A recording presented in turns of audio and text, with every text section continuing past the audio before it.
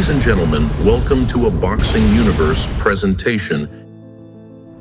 He was born Carmine Tillelli in Brooklyn. The true Joey Giardello was a friend of his cousin, 2 years older. Carmine was fighting in the Brooklyn streets and knew it led nowhere good, and there was a war on. So Carmine used the real Giardello's birth certificate to join the army as a 16-year-old and ended up overseas as part of the 82nd Airborne. His time at war was brief, but it showed Joey there was a bigger world out there than a street corner in Brooklyn. The War Department found out Joey Giardello was actually underage. Discharged from the Army in 1948, Joey returned, but wouldn't stay in Brooklyn for long. At 18, Joey decided to turn pro off the back of his time spent sparring in the Army and moved to Philadelphia. Philly then and now was one of the best boxing towns in the world. There was a gym on every corner and a fight card on every night of the week. If you wanted to fight the best, they could be found in the city of brotherly love. And Joey was determined to fight the best. Of course, then and now, Philly also had a slight problem with the underworld. Joey's rise wasn't a straight shot, and the Philly scene was deep and competitive. After an initial run of 16-1 with a pair of draws, Joey couldn't seem to keep a winning streak going. He was a good fighter and gaining experience every time out, but he wasn't a world-beating talent. He was a tough kid, learning his trade and paying his dues. Despite his mob ties, Joey wasn't given the push you would expect from his fellow Italians. He was a win-4 to lose-1 fighter for the first half of his career. A good, solid middleweight working his way up through the thriving Philly scene where nobody's record came out unscathed. Joey's first rise to national prominence was a trilogy with Billy Graham. In the earliest film we have, the first thing that stands out is his pace. He had a solid, educated jab, he worked the body well, and he played off those two factors. They became the meat and potatoes of Joey's game. He'd occasionally sprinkle in power shots upstairs, often enough to keep opponents honest on defense. Joey undoubtedly had potential. This fight was marred with controversy after the head of the Athletic Commission tried to change the scorecard, an action that would be litigated all the way up to the state Supreme Court, which ultimately ended with Joey being renamed the winner. Controversy aside, Joey's real problem was he couldn't get out of his own way. His career felt cursed. Outside the ring, Joey had a quick temper, having no compunction about using his skills as a professional fighter on a member of the general public, and this would eventually land him in prison, putting a halt to any momentum he'd hoped to build in his career. Prison was Joey's fault, but his life was racked with tragedy over the next few years far beyond his control that kept him from focusing on the fight game properly. While in prison, his father died. Joey swore over his father's casket he'd be champion of the world one day. Not long after, Joey had a son born with Down syndrome. All this hitting Joey at once caused him to grow up. He learned how to be a father to a special needs child and just how counterproductive a temper can be in that situation.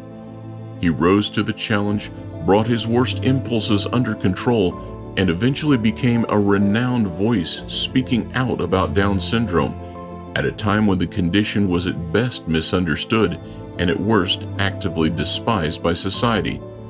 Joey became their biggest spokesman. The Wednesday night fights are on the air. It's 9 o'clock here in Chicago, time for your fight of the week. Between Randy Sandy of New York City, Giardello of Philadelphia, Pennsylvania. 1957 was the year Joey truly made his mark in the game. He started the year taking on Randy Sandy in February.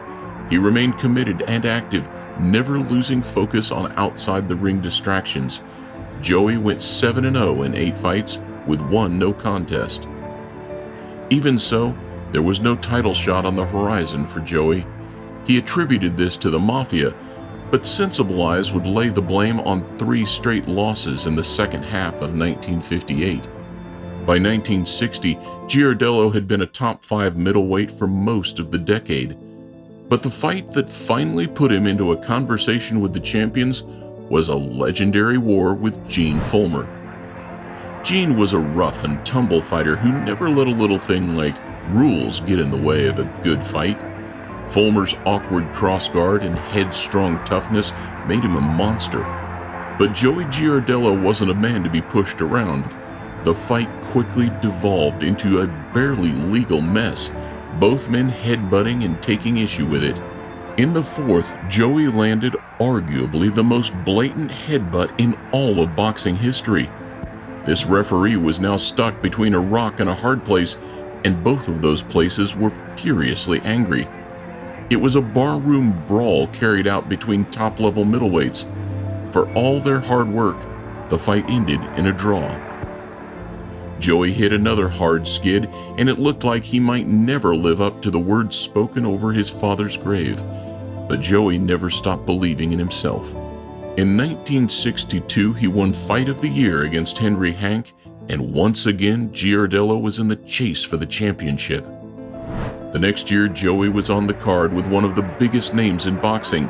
Sugar Ray Robinson was an icon. Many still call him the greatest fighter in the history of the sport, but that was in his prime. The 1963 version that Joey Giardello fought was a shadow of Robinson's former self. Joey dropped him in the fourth and took a bittersweet decision on the scorecards. After 16 long years as pro, Joey was finally given his title shot. It came against the pressure-fighting Nigerian champion Dick Tiger. 15 rounds for the middleweight championship of the world. Dick Tiger, middleweight king Joey Giardello.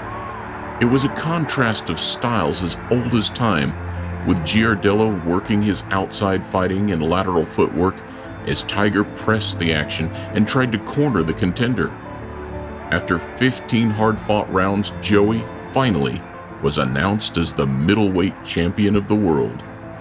Later that year, he would defend his title against a tank of a man named Reuben Hurricane Carter. The middleweight champion of the world, Joey Giardello. And there's Joey, the champion of the world. Carter was a much younger man with fast and powerful hands. It was a close fight to call. Hurricane was landing the bigger punches, but the champion was winning the more mundane moments of a 15-round fight. Down the stretch, Giardello's experience told the difference, and the crafty champion retained his title. And they smile, look at that. And that's the fight. Joey Giardello against Reuben Hurricane Carter in the first championship bout to be telecast in 5 years. The next year, Giardello's title reign would be brought to an end by a familiar name. After all, Dick Tiger had time on his side, to say nothing of his technique, conditioning, and determination. But the simple fact was, Joey had started that inevitable slide, as Father Time would have his pound of flesh. Joey lost a 15-round decision, fighting slow the whole night. That's it. And Joey finishes strong with the defeat. Joey had his last fight in 1967, a split decision win before he finally retired.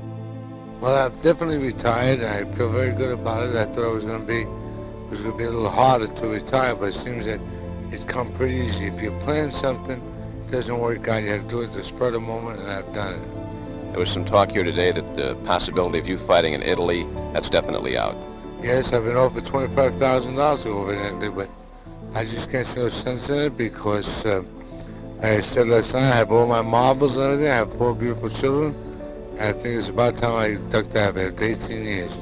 His record sits at an astounding 97 wins, 26 losses, and 8 draws. Inside the ring, Joey kept his promise from over his father's grave.